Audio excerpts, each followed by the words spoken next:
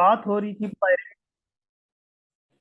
कहीं पे भी रिसर्च का कह दे तो भूल के भी कैपिटलाइज नहीं करनी। रिसर्च कॉस्ट कभी भी कैपिटलाइज नहीं होगी। ठीक है जी, सही है। डेवलपमेंट फेज में जरा पायरेट को पढ़ लेते हैं, क्या क्या क्राइटेरिया है। डेवलपमेंट को पहले देख लें कि डेवलपमेंट की डेफिनेशन देखें। डेवलपमेंट ये है कि एप्लीकेशन ऑफ रिसर्च फाइंडिंग, जो आपने रिसर्च की फाइंडिंग्स है उसको आपने अप्लाई किया टू योर प्लान, या आपने डिजाइन किया प्रोडक्शन प्रोसेस को, या कोई प्रोडक्शन मशीनरी है, या वट एवर जो भी है, कोई नई प्रोडक्ट्स आप बना रहे हैं, ठीक है, कोई नए प्रोसेसेस हैं, सिस्टम्स हैं, या कोई सर्विसेज आप दे रहे हैं, ठीक है, before the start of commercial production और यूज। तो ये सारे का सारा क्या है, डेवलपमेंट में आएगा जी, बिल्कुल ठीक है। लेकिन याद रखें कि रिसर्च की एप्लीकेशन डेवलपमेंट में आ रही है, रिसर्च की एप्लीकेशन, ठीक है, उसको अपने रिसर्च के साथ मिक्स नहीं। तो देखें जी, अगर तो रिसर्च है तो वो तो सीधी सीधी कॉस्ट है। डेवलपमेंट है तो डेवलपमेंट के केस में उसको एक मिनिमम क्राइटेरिया को मीट करना पड़ेगा। और वो क्राइटेरिया क्या है? पहली चीज ये कि probable future economic benefit will be generated by the asset. मतलब जो हमने एक रिकग्निशन क्राइटेरिया, जो बेसिक दो क्राइटेरियाज हैं उनमें से एक क्राइटेरिया। दूसरा जी, intention to complete and use और सेल एसेट, ठीक है, कि आपकी इंटेंशन, आपका इरादा, आपकी नीयत साफ हो, ठीक है, कि आपने इसको कंप्लीट करना है और इसको यूज करना है, कंप्लीट करने के बाद या इसको सेल करेंगे। आपके पास सफिशिएंट रिसोर्सेज होने चाहिए, टेक्निकल भी, फाइनेंशियल भी और अदर भी, ठीक है, टू कंप्लीट एसेट, एसेट की कंप्लीशन के लिए।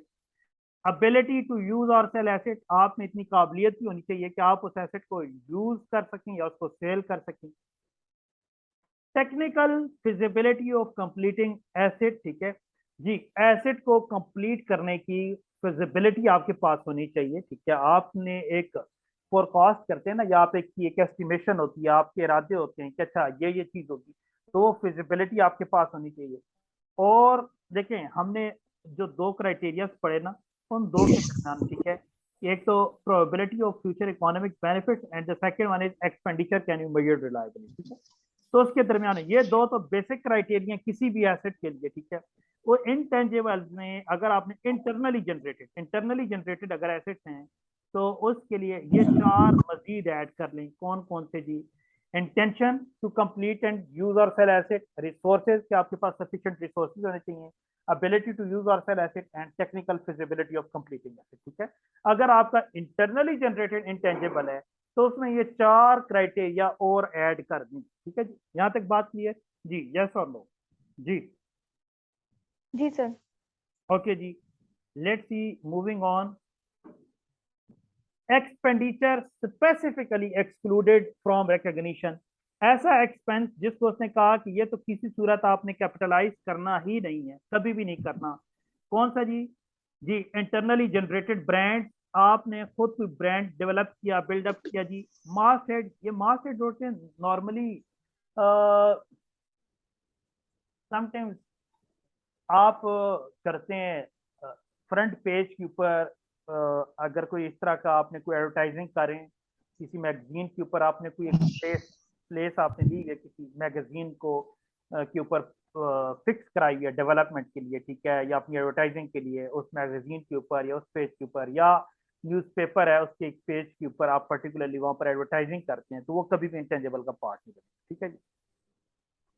पब्लिशिंग टाइटल्स हैं, कस्टमर्स की लिस्ट हैं, ये कभी किसी सूरत भी इनटेंजिबल का पार्ट नहीं बने, ठीक है जी।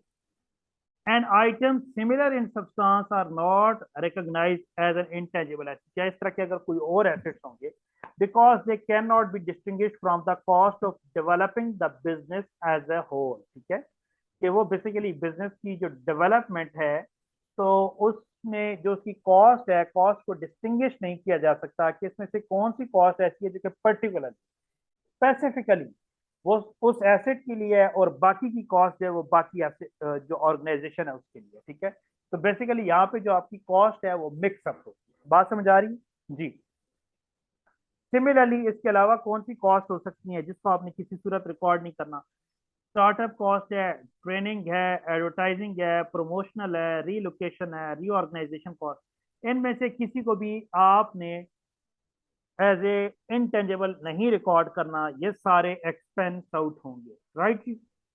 ओके जी, लेट्स सी, जरा नेक्स्ट चलते हैं। Initial measurement. इनिशियल मेजरमेंट अगर तो आपने सेपरेटली अगर एसेट परचेज किया है, अगर तो आपने सेपरेटली एसेट परचेज किया है तो मेजर्ड एट कॉस्ट। अब कॉस्ट को फर्दर पढ़ाने की मुझे जरूरत नहीं है, ये वही कॉस्ट है जो आप IAS 40 और IAS 16 में पढ़ के। ओके जी, आपने इनटेंजिबल एसेट अक्वायर किया as a part of business combination, ठीक है। अगर तो आपने कोई बिजनेस एक्वायर किया और उसकी एक्विजिशन के दौरान आपके पास कोई एसेट आ गया, कोई सॉफ्टवेयर है, कोई लाइसेंस है, तो आप उसको किस चीज पे मेजर करेंगे? फेयर वैल्यू पे। और फेयर वैल्यू के लिए क्या है? कहते हैं price that would be receive to sell an asset और paid to transfer a liability in an orderly transaction between the market participant at the measurement day. तो वही फेयर वैल्यू की वही डेफिनेशन जो पहले पड़ी हुई है, वही डेफिनेशन है, कोई चेंज नहीं। ओके जी, अगर इंटरनली जनरेटेड है तो अगेन अगेन अगर इंटरनली जनरेटेड है तो ये भी कॉस्ट पे होगा। तो याद रखें, अगर तो आपने एसेट सेपरेटली एक्वायर्ड किया या अगर आपने खुद इंटरनली जनरेटेड इंटेंजिबल एसेट है, मतलब उसने वो रिकॉग्निशन क्राइटेरिया पूरा करके आ रहा है, तो आपको किस चीज पे मेजर करेंगे जी? कॉस्ट पे मेजर करेंगे। और अगर आपने कोई बिजनेस एक्वायर किया और उस बिजनेस के एक्विजिशन के दौरान आपके पास कोई एसेट्स इंटेंजिबल्स आ गए, लाइक आपके पास लाइसेंसेस आ गए, आपके पास कोई आ गई, कोई सॉफ्टवेयर वगैरह आ गए, तो ये सारे फेयर वैल्यू पे आप इसको रिकॉर्ड करें, ठीक है। ओके जी, नेक्स्ट मूव करें। नेक्स्ट मूव करें। Initial measurement of A separately acquired intangible asset. अच्छा, एक चीज याद रखें कि अगर आप इंटरनली जनरेटेड एसेट की भी अगर आप उसको इंटेंजिबल रिकॉर्ड करने वाले हैं, तो आपने तब उसको रिकॉर्ड करना है जब आपको रियलाइज हो जाए, जब उसके जो 6 के 6 क्राइटेरियाज हैं वो मीट हो जाए। जिस दिन उसके 6 के 6 सारे क्राइटेरिया मीट हो जाएंगे, उस दिन से आप उसको एज एन इनटेंजिबल एसेट अपने पास रिकॉर्ड कर सकते हैं, ठीक है। तो लुक एट हियर जी, हमारे पास एक एक्टिविटी है, इस एक्टिविटी को देखते हैं। कहता है Apricot company purchases an operating licence from an overseas supplier for 180,000, ठीक है, plus non refundable purchase taxes of 18,000।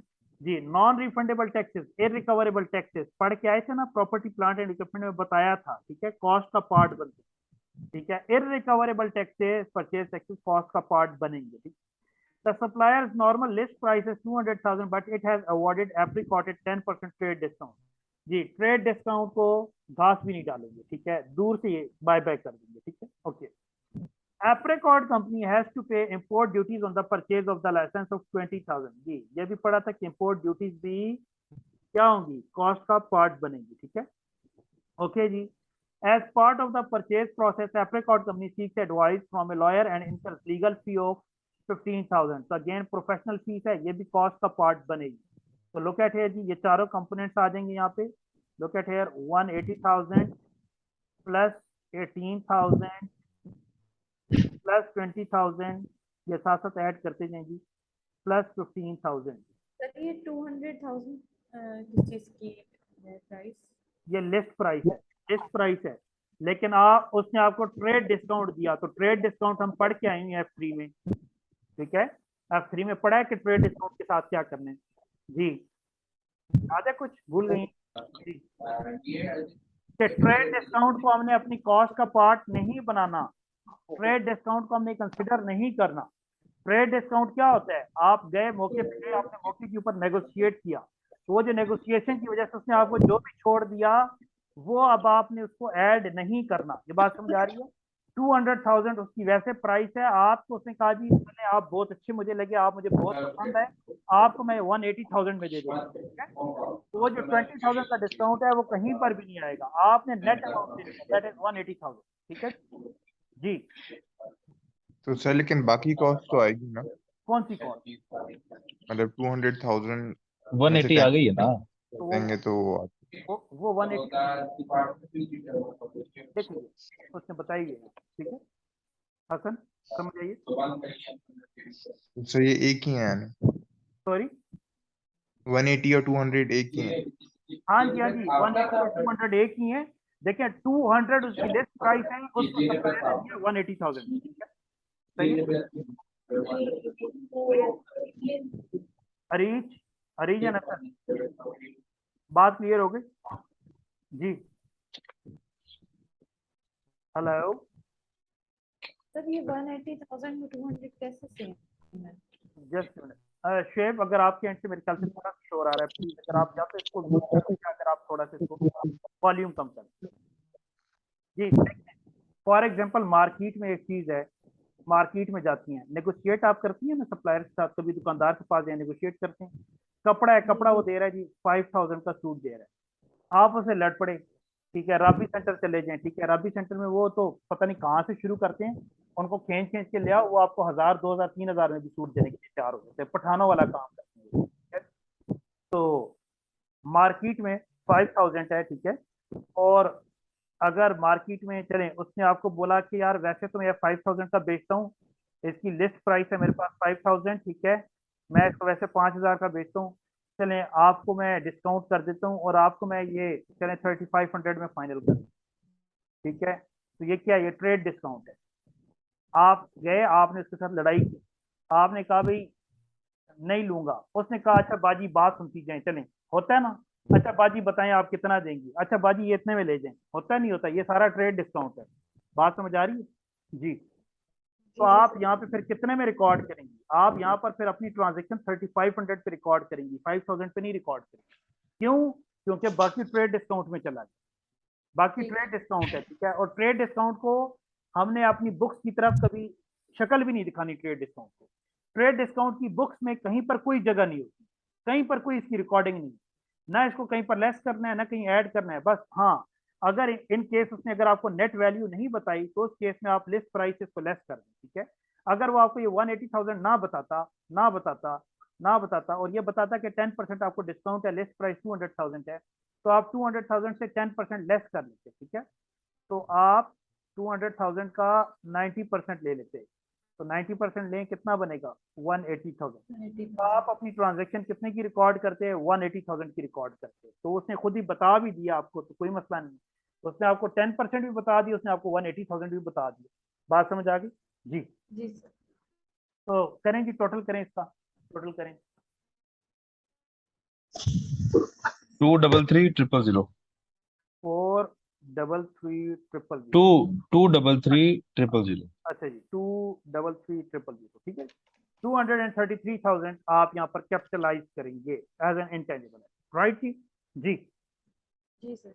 यहाँ तक बात समझ आ गई, कोई मसला परेशानी? अच्छा जी, ओके जी, लेट्स सी, नेक्स्ट चलते हैं। नेक्स्ट कौन सी एक्टिविटी है हमारे पास? ये activity 3, initial measurement and internally generated intangible asset. Now look at here, Doppler company, अच्छा पहले उसको छोड़ दें, पहले रिक्वायरमेंट पढ़ें। कहता है explain how the expenditure should be treated in Dopper company financial statement for the year end date 31 December 2023। जी, तो ट्रीटमेंट हमने फाइनेंशियल स्टेटमेंट्स में बताना है, statement of sorry financial statement तो दोनों स्टेटमेंट्स आ गई ना, प्रॉफिट और लॉस भी और बैलेंस शीट। ओके जी, कहता है dropper company is developing a new production process, ठीक है, डेवलप कर रहा है, खुद बना रहा है। During 2023 expenditure incurred was 100,000 of which 90,000 was incurred before 1st December 2023। मतलब ये कि पहले 11 महीनों में साल के पहले 11 महीनों में उसने कितना इनकर किया? 90,000, ठीक है। कहता है and 10,000 between 1st December 2023 and 31st December 2023।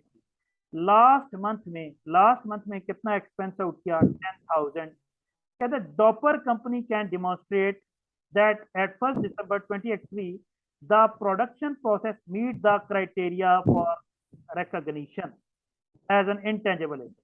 तो कब कब उसने recognition criteria मीट किया? 1st दिसंबर पे। तो जो 1st दिसंबर के बाद आप जितना भी एक्सपेंस आउट करेंगे वो सारा कैपिटलाइज करेंगे, उससे पहले आपने जो भी खर्चा किया वो सारा कॉस्ट में जाएगा, वो सारा एक्सपेंस आउट होगा, ठीक है। बात समझ आ रही जी। The recoverable amount of the know-how embodied in the process is estimated to be $50,000, ठीक है जी। कि इस प्रोसेस में बता रहा है कि इस प्रोसेस में जो अमाउंट है, ठीक है, कौन सी अमाउंट की, जो बेसिकली प्रोसेस की नो हाउ है, बेसिकली रिसर्च की बात कर, किसकी बात कर रहा है? रिसर्च की बात कर रहा है। वो कितनी है? 50,000, ठीक है। तो डेफिनेटली ये 50,000, और वो कह रहा है कि इम्बॉडीड, उसने क्या कहा? इम्बॉडीड, ठीक है, कि वो 90,000 में इम्बॉडीड है, ठीक है जी। तो लुक एट हियर जी, 1 दिसंबर 2023 पे अगर उसने क्राइटेरिया मीट कर लिया तो 1 दिसंबर 2023 के बाद की वाली जो कॉस्ट है वो रिकॉर्ड होगी एज एन इनटेंजिबल एसेट। तो आप क्या रिकॉर्ड करेंगे, आप रिकॉर्ड करेंगे इनटेंजिबल एसेट जी, कितना, 10,000। जब क्राइटेरिया मीट हुआ तो उसके बाद जो कुछ होगा वो आप रिकॉर्ड करेंगे। अच्छा, और प्रॉफिट और लॉस में क्या आएगा, प्रॉफिट और लॉस में आप एक्सपेंस रिकॉर्ड करेंगे। कितना एक्सपेंस रिकॉर्ड होगा जी, 90,000 का एक्सपेंस रिकॉर्ड होगा। बात समझ आ गई जी, यस और नो? किसी को यहाँ पे कोई कंफ्यूजन है तो प्लीज बताए मुझे जी। जी कोई तो ये कंफ्यूजन? 50,000 ही रिकॉर्ड होगा एक्सपेंस? नो, देखिए 90,000 उसने कब किया, पहले 11 महीनों में उसने 90,000 किया ना, और ये 50,000 उस 90,000 में ऑलरेडी शामिल है। ये 50,000 उस 90,000 में ऑलरेडी शामिल है। क्या कह रहा है, इम्बॉडीड। इम्बॉडीड का क्या मतलब होता है जी, इम्बॉडीड का मतलब होता है कि ऑलरेडी उसमें शामिल हुआ है, ऑलरेडी उसमें इनकॉर्पोरेट कराया हुआ है। बात समझा रही जी? जी सर। ठीक है जी, ओके जी, रिमूव कर दूं ये जी। जी सर। नेक्स्ट चल रहे हैं जी, नेक्स्ट चलकर देखते हैं नेक्स्ट क्या है हमारे पास। हमारा वैसे टाइम भी एंड हो रहा है एनीवे जी, बस क्योंकि चैप्टर हमारा जल्दी कंक्लूड है। ओके जी, सब्सिक्वेंट मेजरमेंट सेम सेम जो आपने आई है 16 में की। कॉस्ट मॉडल पे है तो ठीक है, आप एक्यूमुलेटेड डेप्रिसिएशन लेस करेंगे और बुक वैल्यू आएगी। रीवैल्यूएशन मॉडल पे है तो रीवैल्यूएशन मॉडल कब अप्लाई होगा, जब आपको सिग्निफिकेंट चेंजेस नजर आए किस चीज में, फेयर वैल्यू और कैरिंग वैल्यू में। ठीक है जी, तो ये दोनों काम आप कर सकते हैं, कॉस्ट मॉडल, रीवैल्यूएशन मॉडल, ठीक है, दोनों पे आप अप्लाई कर सकते हैं। अच्छा, इसमें एक चीज याद रखें कि फेयर वैल्यू के लिए आपकी एक्टिव मार्केट का होना बहुत जरूरी है। ठीक है, अगर एक्टिव मार्केट होगी तो आपके पास फेयर वैल्यू होगी, अगर एक्टिव मार्केट नहीं है एक चीज की तो उसके लिए फेयर वैल्यू कैलकुलेट करना या डिटरमिन करना मुश्किल हो जाता है। एक्टिव मार्केट का क्या मतलब है जी, एक्टिव मार्केट का मतलब यह है कि उस प्रोडक्ट की मार्केट में डिमांड बहुत ज्यादा हो, उस प्रोडक्ट की मार्केट में कॉन्टिन्यूस बेसिस के ऊपर उसकी परचेज होती हो, सेल होती हो, ठीक है, उसकी ट्रांजैक्शन होती हो। ठीक है जी, तो डेफिनेटली उसमें जो मार्केट पार्टिसिपेंट्स हैं, मार्केट पार्टिसिपेंट इजीली उसकी प्राइस को डिटरमिन कर सकते हैं। ठीक है, लेकिन अगर एक्टिव मार्केट नहीं है, अगर एक्टिव मार्केट नहीं है तो इसका मतलब यह कि आप फेयर वैल्यू भी डिटरमिन नहीं कर सकते। तो फिर क्या करेंगे जी, अगर एक्टिव मार्केट नहीं है तो फिर उस केस में आप कॉस्ट मॉडल ही यूज करें, उस केस में आप फिर कॉस्ट मॉडल ही फॉलो करेंगे। बात समझ आ रही है जी, यस और नो जी? तो एक्टिव मार्केट होगी तो फेयर वैल्यू होगी, ठीक है, और तभी रीवैल्यूएशन पॉसिबल होगी। लेकिन अगर एक्टिव मार्केट नहीं है तो फिर जाहिर है फेयर वैल्यू भी आपको मालूम करना मुश्किल होगा, और जब फेयर वैल्यू आप मालूम नहीं कर सकते तो फिर उसको रीवैल्यू भी नहीं कर सकेंगे। तो इसीलिए बेहतर है कि फिर आप उसको कॉस्ट मॉडल पे ही रखें। बात समझ आ गई जी, यस और नो? सर ये एक्टिव मार्केट वाली बात समझ में नहीं आई। देखें, फॉर एग्जाम्पल पुराने टीवी याद है, डब्बा टीवी याद है जी? जी किस सर। दौर के हैं डब्बा जी टीवी? सर। ठीक है, मेरे दौर के तो हैं डब्बा टीवी, हम बिल्कुल छोटे छोटे होते थे तो बॉक्स टीवी आया करते थे। ठीक है, तो मुझे बताएं कि क्या आजकल मार्केट में उनकी ट्रांजैक्शन उस तरह से होती है, मतलब उसके लिए आप समझते हैं कि उसकी मार्केट में बहुत ज्यादा सेल परचेज होती है जी? No sir. ठीक है, एक्टिव मार्केट ये, या चलें उस डब्बा टीवी को भी छोड़ दें, थोड़ा सा और पीछे चलें। एक कॉन्सेप्ट होता था वीसीआर का, वीसीआर का जी, वो याद है जी? जी सर। बड़ी बड़ी कैसेट्स हुआ करती थी, मोटी मोटी कैसेट्स, ठीक है, याद है, वो उसमें जी लगती। ठीक है, तो आज आप मार्केट में आ जाए तो आप आज आपको कहीं उसका कोई नामो निशान है जी? नो आज सर। आज मार्केट में कोई उसको उसकी डिमांड करता है, कोई पूछता है उसके बारे में, सेल परचेज होती है No. जी? नहीं होती। तो आप अपने दादा जान का वीसीआर उठाकर ले गए मार्केट में बेचने के लिए, आप चले गए, या चले बेचने के लिए भी नहीं गए, आप गए कि जी मैं इसकी मार्केट वैल्यू असेस करवाता हूँ, तो क्या ख्याल है कोई उसकी मार्केट वैल्यू असेस कर पाएगा जी? No, sir. देखिए, मार्केट वैल्यू तो होती है डिमांड पे, ठीक है, डिमांड पे, डिमांड ही नहीं है एक चीज की मार्केट में, तो कैसे उसकी मार्केट वैल्यू असेस होगी। ठीक है, बात समझ आ रही है हसन जी। एक चीज मार्केट में सेल और परचेज होती ही नहीं है, तो किसी को क्या पता कि इसकी डिमांड ही नहीं है। तो जस्ट मिनट, अच्छा जी, सॉरी। तो एक चीज की मार्केट में डिमांड ही नहीं है, तो डेफिनेटली उसकी सेल परचेज ही नहीं। तो मतलब कि क्या कि उसकी एक्टिव मार्केट नहीं है। एक्टिव मार्केट उन चीजों के लिए होती है जो कि कॉन्टिन्यूसली मार्केट में ट्रेड होती रहती है, ज्यादा नहीं कम, लेकिन कभी कभार उनकी मार्केट में ट्रेडिंग रहती है। बात समझ आ रही है जी? यस और no Hasan? Yes, sir. Yes sir. ठीक है, तो लेकिन हाइपोथेटिकली तो ये पॉसिबल नहीं है। जी क्या हुआ? हाइपोथेटिकली तो ये पॉसिबल नहीं है। क्या चीज पॉसिबल नहीं है? कि किसी चीज की एक्टिव मार्केट ना हो। जी सर। मैंने अभी तो आपको एग्जांपल दी। आप ले जाएं आज वीसीआर, जरा मार्केट घूमाएं जरा, मुझे बताइएगा आपसे कौन कितने में लेता है वीसीआर।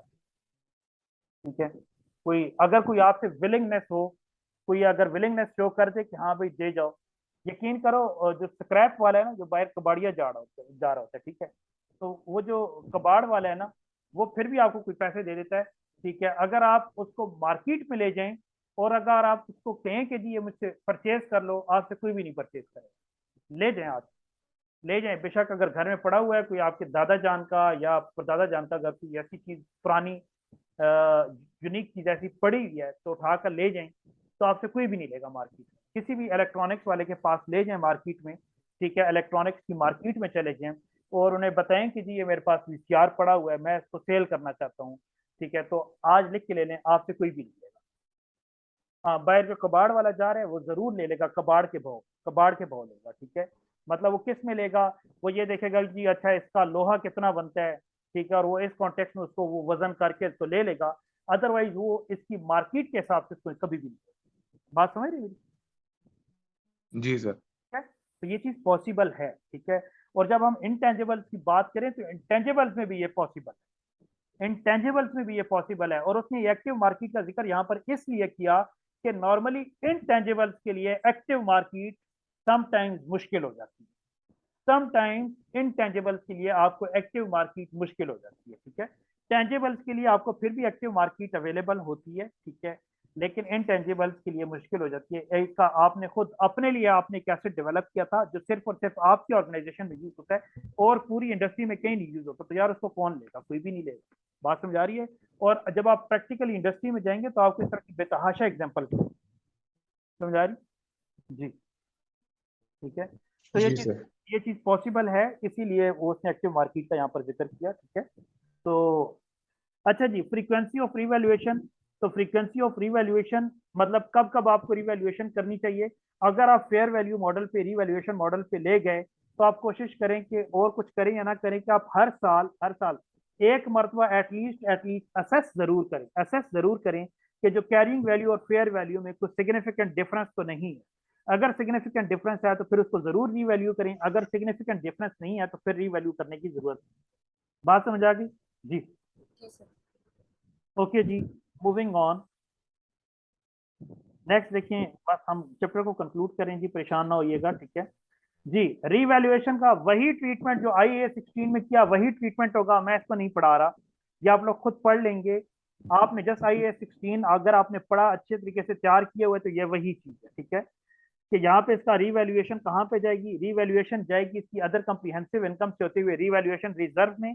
और अगर पहले से आपने लॉस चार्ज किया हुआ है तो पहले लॉस में इसको करेंगे, रिवर्स करेंगे।